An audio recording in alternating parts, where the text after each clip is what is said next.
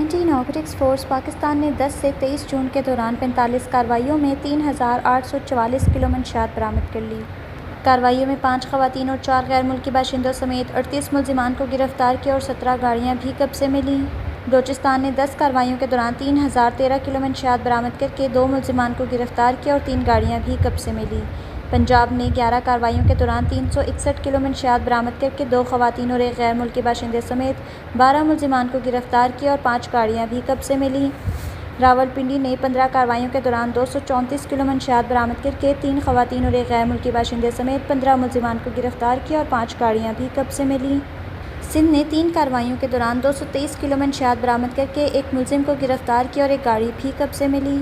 خیبر پختونخوا نے 6 کارروائیوں کے دوران 13 کلو منشیات برآمد کر کے 1 افغان باشندے سمیت 8 ملزمان کو گرفتار کیا اور 3 گاڑیاں بھی قبضے میں